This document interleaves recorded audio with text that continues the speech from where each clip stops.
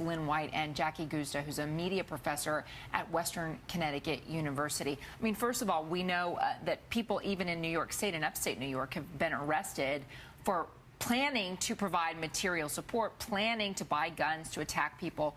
So the propaganda works for some people, Jackie. Well, it certainly does. And it's not drawing in people who have experience, etc. It's drawing in those young, impressionable people who want to be part of something bigger than themselves. They paint the Western powers to be materialistic and really the bad guy, and they're going to go over there and fight for them. We know that ISIS is doing a lot of damage in the Middle East. If you look at the Iraqi villages that have just been wiped out by these thugs, these terrorists, that the damage is already done. Today, the House voted, perhaps grudgingly, to arm moderate Syrian rebels. Could that backfire, Lynne? Well, who are they? You know, how are they going to isolate the moderates from the not-so-moderates?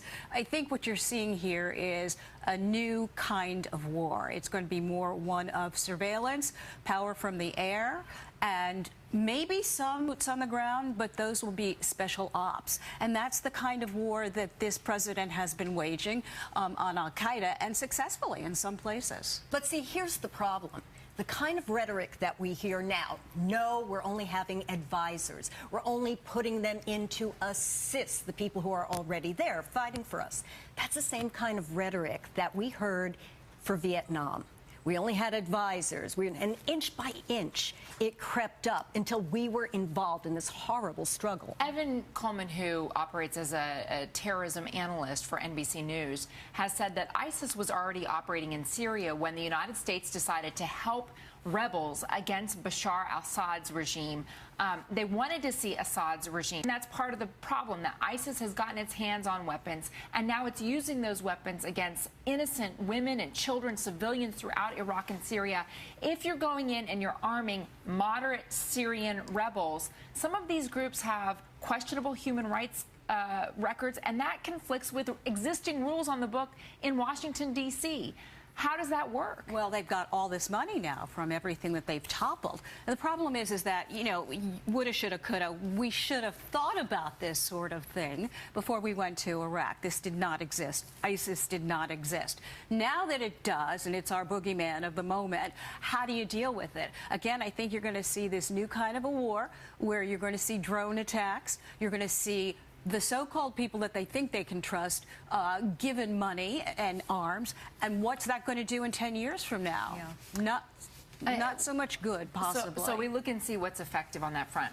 Other news that is grabbing headlines today, and it's sparking a lot of fury, and it's motivating a lot of women to come forward and tell their own stories, is the crisis of conscience, so to speak, that the NFL is having about domestic abuse and the problems that its players face on that front.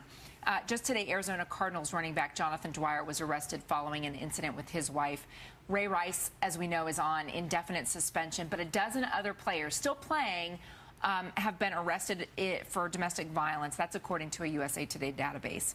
Over the last 14 years, 87 arrests involving 80 players. And here's a really stunning statistic. That's lower than the national average of men of similar age. That analysis by 538.com. Does the NFL have a domestic violence problem, or does the United States have a domestic violence problem? I would take it beyond the United States. Men and women in this world have a domestic violence problem. If we surveyed, if we talked to people all over the place, we would find personal stories from people. I mean, myself, I'm a college professor now, but when I was younger, I was in a domestic violence situation. I would say the same thing, and I'm sure if we talk to you about your life, you might have one or two stories. That's the problem. It is the silent story that nobody talks about. We shove it under the carpet. But it begins in the home with kids. If you spank your kids too much, if you break the skin, you've got a problem. And there are a lot of people who are taught how to hit as adults because of what they went through as children. Well, in fact, one of the players who's currently in the news right now, Adrian Peterson, plays for the Vikings. Yeah. Well, he won't play this Sunday. But one of the things that critics are asking is, here's a guy who was arrested on charges that he abused his son. He said it wasn't abuse, that he was disciplining his son, that his intent was only discipline, so therefore it wasn't abuse.